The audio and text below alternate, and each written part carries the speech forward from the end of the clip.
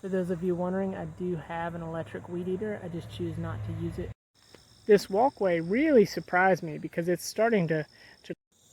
Hey friends, today I will be doing something that's pretty rare for me. I'll be weed eating, and I just wanted to take a moment to point out the bare ground and some of the rock work I'm working on.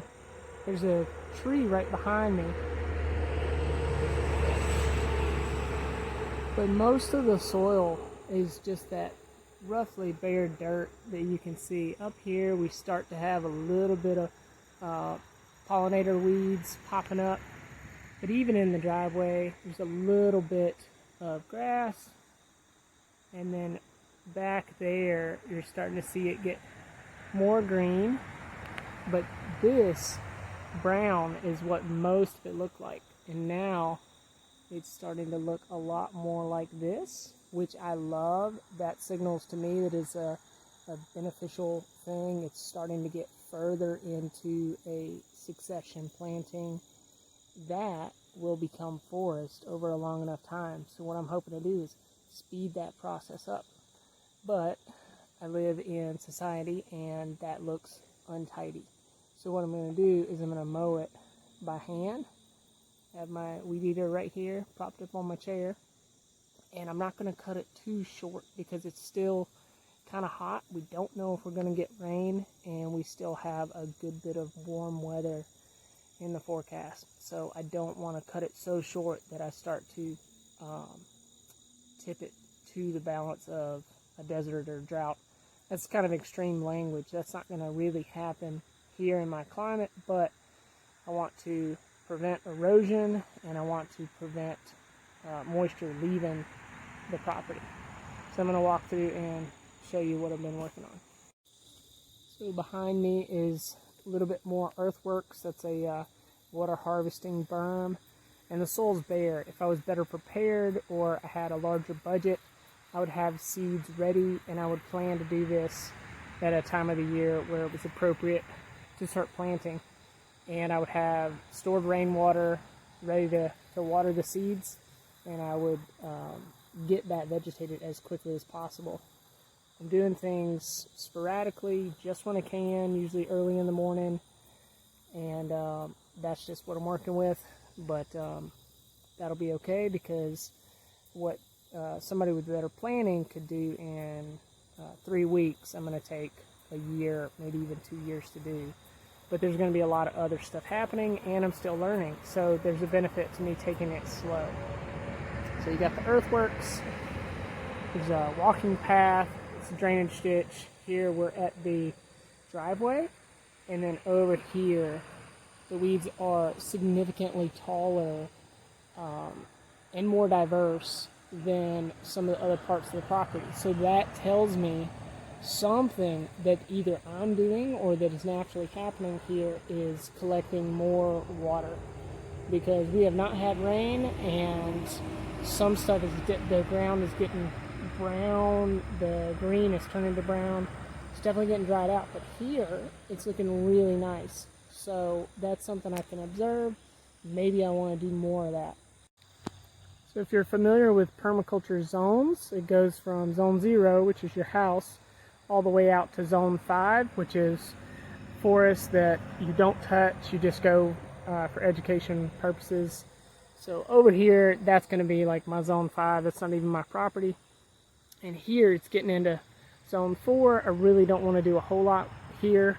There's some earthworks. I'm kind of adding a second layer to this really small pocket pond. I have a blueberry, and I want to do some more food producing smaller shrubs around it, but I wanted another layer, and then I'm going to fill this with animal manure and wood chips and let that start to sink down, and that's going to fertilize a lower pocket pond.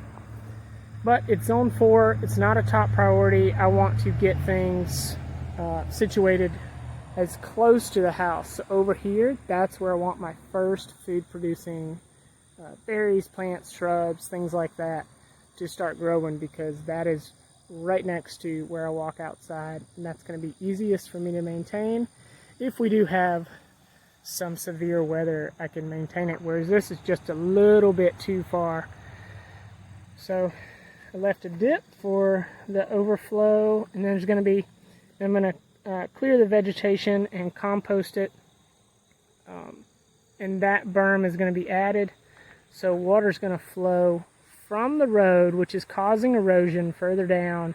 It's going to be allowed to go in here, sink into that pit full of nutrients, and it's going to turn a problem with the water flooding down the driveway into an awesome solution. So, small pond, slightly larger pond, into a swale, maybe a terrace, and then hopefully fruit-producing trees on the bottom side of that. So I've started cutting some of the grass or the weeds and laying them down, but I can just see from the camera angle, there's a little bare spot.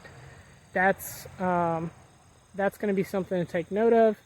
This, obviously, I would love to have some wood chips or something here, because that's going to dry out really quickly. But here, you can't see it from the frame, but on the back side of this, I have some of the berm that I started. That's really rocky soil. Over here, I was really able to make a significant earth berm.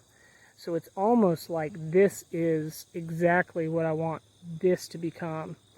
There's a slope in the landscape, and then the water is being held right here.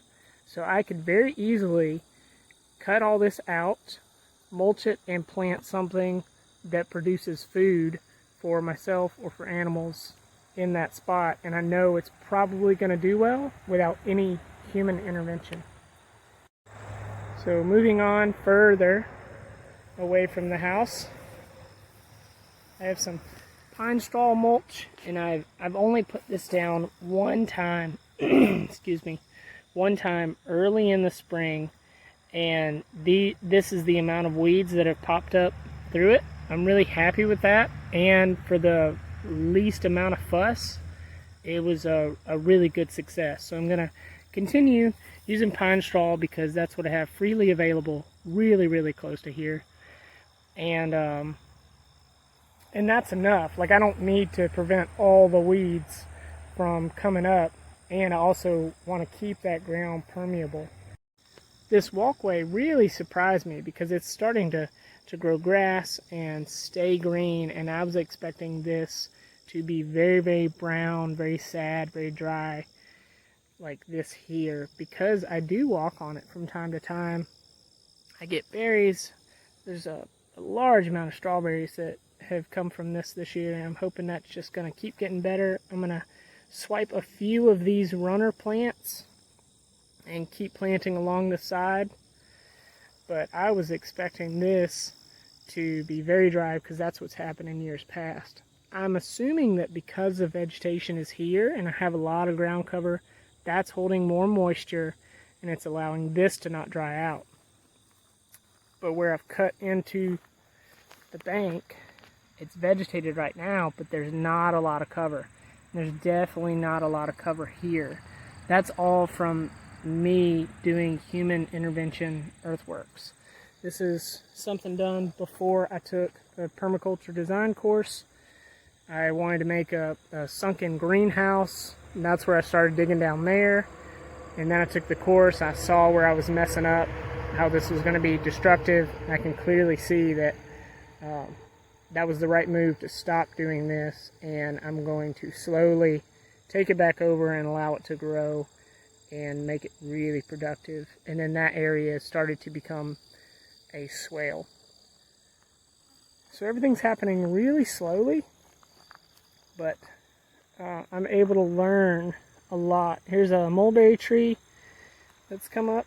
So while I was mowing, I left that, and all of this vegetation that I laid down, that's going to help retain the moisture even further.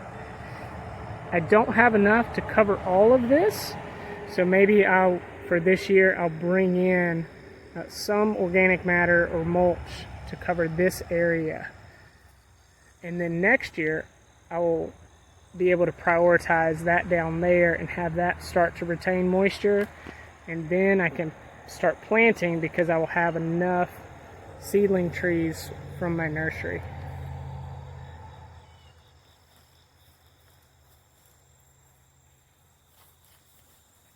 So just do one more quick look at the site and then I'll end the video here.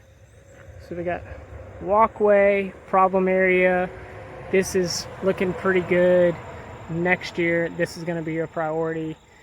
I'll start asking around, asking questions. Who has mulch that they can give me for free or maybe trade, barter, and then I can prioritize this. If I wasn't growing my own trees, I would also be asking for something right here. Even if it wasn't the tree species that I wanted, just getting something growing there. That's going to help take all that water that lands here and push it into the ground. And then further down the hill, that'll be further years project because that's dried out. If I plant something there, it's not likely to be successful. I'm starting at the top of the hill, having success, working down, having success, and then I can do something down there. For those of you wondering, I do have an electric weed eater. I just choose not to use it if I'm going to cut grass early in the morning or if I'm not going to cut a lot. So I wanted to add some notes to the end of this video. You can be choosy on what you cut down, and you should choose because the plant that's behind me, it's a native weed, naturally came up. It's a annual, but it's self-seeding, so it keeps coming back. But every morning I come out here, there's pollinators on these plants. So if it is, time to cut the weeds, maybe I don't cut that. You don't have to cut everything, especially if something is in bloom, like this plant behind me. You don't even have to know what it is. If you can't identify it, that's not a problem. But if there are still pollinators on it, watch it. If you see bees, butterflies, dragonflies, anything like that on the plant, do your best. Don't cut it down. If you can leave it, the benefit for me is I'm cutting everything by hand with that hand weed eater. And I can just say, oh, I didn't finish. It's manual labor at it.